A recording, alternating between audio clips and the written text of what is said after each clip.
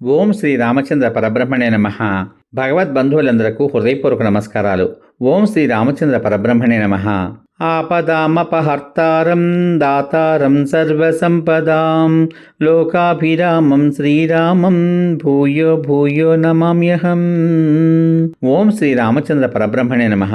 శ్రీ వాల్మీకి రామాయణం అయోధ్యాకాండం 103వ సర్గయందలి గల 1వ శ్లోకం నుంచి 49వ శ్లోకం వరకు గల అన్ని శ్లోకముల యొక్క వచన భావసారాన్ని రాముడు తండ్రికి జలాంజలినిచ్చుట, పిండదానము చేయుట, రోదించుట అనే కథగా వింటారు. భరతుడు చెప్పిన దుఃఖకరమైన ఆ పితృ మరణవార్త విని రాముడు స్మృతి తప్పి మూర్ఛపడ్డాడు. శత్రు సంహారకుడైన ఆ రాముడు యుద్ధంలో దేవేంద్రుడు ప్రయోగించిన వజ్రము వంటి దుఃఖకరమైన భరతుడు పలికిన ఆ వాగ్వజ్రము తగలగానే 2 బాహువులు మెలివేసి అరణ్యంలో గొడ్డలి చేత ఖండించిన పుష్పించిన వృక్షం వలె నేలపై పడిపోయాడు. దగ్గరనే ఉన్న ఆ సోదరులు సీత ఏడుస్తూ ఆ విధంగా నేలపై పడిన ఆ రామునిపై ఉదకం చల్లారు. రాముడు మూర్ఛ నుంచి తేరుకుని లేచి కన్నీడు కారుస్తూ దైన్యంతో అధికంగా విలపింప ప్రారంభించాడు. ధర్మాత్ముడైన ఆ రాముడు తన తండ్రి అయిన దశరథ మహారాజు స్వర్గస్థుడైనట్లు విని భరతునితో ధర్మసమ్మతమైన మాటలను ఈ విధంగా పలికాడు. తండ్రి మరణించిన పిమ్మట ఆ అయోధ్యతో నాకేమిటి పని? ఆ రాజశ్రేష్ఠుడు లేని అయోధ్యను ఎవరు పాలింపగలరు? నన్ను గూర్చిన శోకంతో మరణించిన ఆ మహాత్మునకు నేను సంస్కారం కూడా చేయజాలకపోయానే. చెడ్డ పుట్టుక గల అట్టి నా చేత ఆయనకు ఏ ప్రయోజనం? పాపశూన్యుడవైన ఓ భరతుడా, నీవును శత్రుఘ్నుడును మన తండ్రి అయిన దశరథ మహారాజునకు చేయవలసిన ప్రేతకృత్యములన్నీ చేసి సత్కరించారు. అందుచేత మీరిద్దరు కృతార్థులు. దశరథ మహారాజు చనిపోవడం చేత ప్రధాన పురుషుడు లేక వ్యాకులంగా ఉన్న ఆ అయోధ్యకు నేను వనవాసానంతరం కూడా వెళ్ళను. తండ్రిగారు మరణించారు కదా, నేను వనవాసాన్ని పూర్తి చేసుకుని అయోధ్యకు తిరిగి వచ్చిన పిమ్మట అక్కడ నాకు ఉపదేశం చేసేవాళ్ళు ఎవరు? పూర్వం మన తండ్రి నా మంచి నడవడికను చూసి ఆనందిస్తూ నన్ను సంతోషపెట్టడానికి కొన్ని మాటలు చెబుతూ ఉండేవాడు. చెవులకు సుఖకరమైన అట్టి మాటలను ఇటుపై నేను ఎవరి నుండి వినగలను అన్నాడు. రాముడు భరతునితో ఈ విధంగా పలికి శోక సంతప్తుడై పూర్ణచంద్రుని వంటి ముఖం గల సీతతో ఈ విధంగా అన్నాడు. ఓ సీత, నీ మామగారు మరణించారు. ఓ లక్ష్మణ, తండ్రి లేని వాడవయ్యావు. దశరథ మహారాజు మరణించాడు అనే దుఃఖవార్తను భరతుడు చెబుతున్నాడు అన్నాడు. రాముడు ఆ విధంగా చెప్పగానే యశస్సాలులైన ఆ భరత లక్ష్మణ శత్రుఘ్నుల నేత్రముల నుండి అత్యధికంగా కన్నీరు కారింది. ఆ సోదరులందరూ రాముని మిక్కిలి ఓదార్చి తండ్రి అయిన దశరథ మహారాజునకు జలతర్పణాలు ఇమ్ము అని ప్రార్థించారు. మామగారైన దశరథ మహారాజు స్వర్గస్థుడైనట్లు విన్న ఆ సీత కన్నీళ్లతో నిండిన నేత్రాలతో భర్తను చూడలేకపోయింది. రాముడు ఏడుస్తున్న సీతను ఓదార్చి దుఃఖిస్తూ దుఃఖంతో బాధపడుతున్న లక్ష్మణునితో ఈ విధంగా పలికాడు. మహాత్ముడైన తండ్రి గారికి ఉత్తర క్రియలు చేయడానికే వెళ్తాను. గార చెట్టు, తెలగపిండిని, ఉత్తరయమును తీసుకునిరా. సీత ముందు నడుచునుగాక. నీవు ఆమె వెనుకనే నడిచి వెళ్ళు. నీ వెనుక నేను వస్తాను. ఈ మరణ నిమిత్తకమైన స్నానం కొరకై మనం చేసే ఈ గమనము చాలా భయంకరమైనది అని పలికాడు. పిమ్మట ఎల్లప్పుడూ ఆ రాజకుమారులను అనుసరించి ఉండేవాడు, ప్రశస్తమైన బుద్ధి, గొప్ప ఆలోచనాశక్తి, మెత్తని స్వభావము కలవాడు, ఇంద్రియ నిగ్రహవంతుడు, శాంతుడు, రామునియందు దృఢభక్తి కలవాడు అయిన సుమంత్రుడు ఆ రాజకుమారులను అందరినీ ఓదార్చి మంగళకరమైన ఆ మందాకిని నదిలో స్నానాలు చేయడానికి వారిని చేతులు పట్టుకుని దింపాడు. గొప్ప కీర్తి గల ఆ సోదరులు మంచి రేవులు కలది, సుందరమైనది, ఎల్లప్పుడూ పుష్పించిన అరణ్యములు కలది అయిన మందాకిని నదిని అతి కష్టంగా సమీపించి బురద లేని మంగళకరమైన రేవులో దిగి, తండ్రి, ఈ జలము నీకు తృప్తి కలిగించుగాక అని పలుకుతూ దశరథ మహారాజునకు జలతర్పణాలు ఇచ్చారు. రాముడు దోసిళ్లతో నీళ్లు గ్రహించి దక్షిణాభిముఖుడై ఏడుస్తూ ఈ విధంగా అన్నాడు. రాజులలో శ్రేష్ఠుడైన ఓ తండ్రి, పితృలోకంలో ఉన్న నీకు ఇప్పుడు నేను ఇస్తున్న ఈ పవిత్ర జలం అక్షయమై నిన్ను చేరుగాక అని పలికాడు. పిమ్మట తేజశాలి అయిన ఆ రాముడు సోదరులతో మందాకిని నది అవతల తీరానికి వెళ్ళి తండ్రికి పిండ ప్రదానం చేశాడు.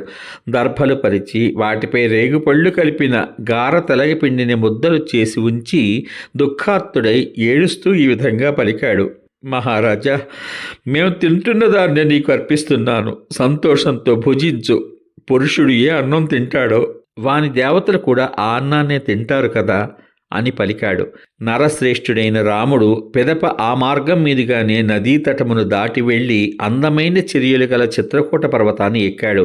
భూమండలాధిపతి అయిన ఆ రాముడు పర్ణశాల ద్వారం చేరి భర్త లక్ష్మణులను ఇద్దరినీ చేతులతో కౌగిలించుకున్నాడు. ఆ సోదరులు సీత ఏడవడం చేత ఆ పర్వతమునందు సింహములు గర్జించినప్పుడు కలుగునట్లు ప్రతిధ్వని కలిగింది. తండ్రికి జలతర్పణాలు చేస్తూ ఏడుస్తున్న ఆ మహాబలశాలులైన సోదరులు చేసిన వ్యాకులమైన ధ్వనిని విని భరతుని సైనికులు భయపడిపోయారు. భరతుడు రామునితో తప్పక కలిసి ఉంటాడు.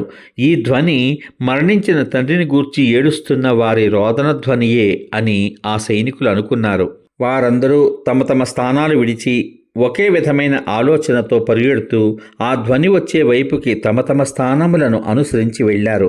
కొందరు గుర్రముల మీద, కొందరు ఏనుగుల మీద, సుకుమారులైన కొందరు చక్కగా అలంకరించిన రథముల మీద, మరికొందరు కాలినడకన వెళ్ళారు. ఆ జనులందరూ కొంచెం కాలం క్రితమే ప్రవాసమునకు వెళ్ళిన ఆ రాముని చాలా కాలం క్రితము వెళ్ళిన వాని వలె చూడవలెననే కోరికతో ఆ ఆశ్రమానికి శీఘ్రంగా వెళ్ళారు. అక్కడ కలిసిన సోదరులను చూడవలెను అనే తొందరలో ఆ జనులందరూ రెక్కల ధ్వనులతోనూ చక్రాంతముల ధ్వనులతోనూ వ్యాకులమైన వివిధ వాహనములను ఎక్కి వెళ్ళారు. అనేకమైన వాహనములు, డెక్కలు, చక్రాంతములు ఆ భూమిని నలుగగొట్టుట చేత మేఘములు కమ్మినప్పుడు ఆకాశమునందు వలె సంకులమైన ధ్వని బయలుదేరింది. ఆ ధ్వనికి భయపడిన ఏనుగులు, ఆడ ఏనుగులు తమ వెంట రాగా మదగంధమును అంతటా వ్యాపింపచేస్తూ ఆ వనము నుండి మరొక వనానికి వెళ్ళిపోయాయి. ఆ శబ్దం విని వరాహాలు, తోడేళ్లు, మహిషములు, సర్పములు, వానరములు, వ్యాఘ్రములు, గోకర్ణములు, గవయములు, చుక్కల జింకలు భయపడిపోయాయి. చక్రవాకములు, నత్యూహములు, హంసలు, కారండపములు, కొంగలు, కోకిలలు, క్రౌంచములు ఆ ధ్వని విని భయపడి నలుదిక్కులకి పారిపోయాయి. ఆ శబ్దానికి భయపడిన పక్షులతో నిండిన ఆకాశం, మనుష్యులతో నిండిన భూమి ఆ రెండును ఆ సమయమునందు సమంగా ప్రకాశించాయి. పిదప ఆ జనులు పురుష శ్రేష్ఠుడు, కీర్తిశాలి, శత్రు సంహారకుడు అయిన ఆ రాముడు నేలపై కూర్చుని ఉండగా చూశారు. వారంతా రాముని సమీపించి కైకేయిని, మందర్ను నిందిస్తూ కన్నీళ్లు కార్చారు. పిదప ధర్మజ్ఞుడైన ఆ రాముడు చాలా దుఃఖితులై నేత్రములలో బాష్పములు నిండి ఉన్న వారందరినీ చూసి పురుషులను తండ్రులను వలెను, స్త్రీలను తల్లుల వలెను కౌగిలించుకున్నాడు. అక్కడ రాముడు కొందరిని కౌగిలించుకున్నాడు. కొందరు ఆ రామునకు అభివాదం చేశారు. అప్పుడు దశరథ నందనుడు తన మిత్రులను, బంధువులను అందర్నీ చేరి అర్హతలను అనుసరించి గౌరవించాడు. అక్కడ ఆ మహాత్ముల రోదనధ్వని భూమిని, ఆకాశాన్ని, పర్వత గుహలను, దిక్కులను ప్రతిధ్వనింప చేస్తూ మృదంగ ధ్వని వలె అవిచ్ఛిన్నమై వినవచ్చింది. సమాప్తం. ఇంతవరకు మీరు శ్రీ వాల్మీకి రామాయణం అయోధ్యాకాండము 103వ సర్గ యందరి గల 1వ శ్లోకం నుంచి 49వ శ్లోకం వరకు గల అన్ని శ్లోకముల యొక్క వచన భావసారాన్ని, రాముడు తండ్రికి జలాంజలిని ఇచ్చుట, పిండదానము చేయుట, రోధించుట అనే కథగా విన్నారు.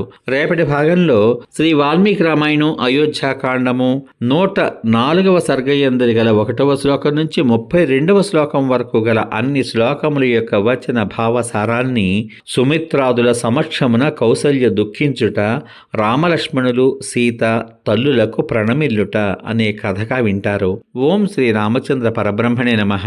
శ్రీరామ రామ రామేతి రమే రామే మనోరమే సహస్రనామ తత్తుల్యం రామనామ వరాననే. ఓం శ్రీ రామచంద్ర పరబ్రహ్మణే నమః.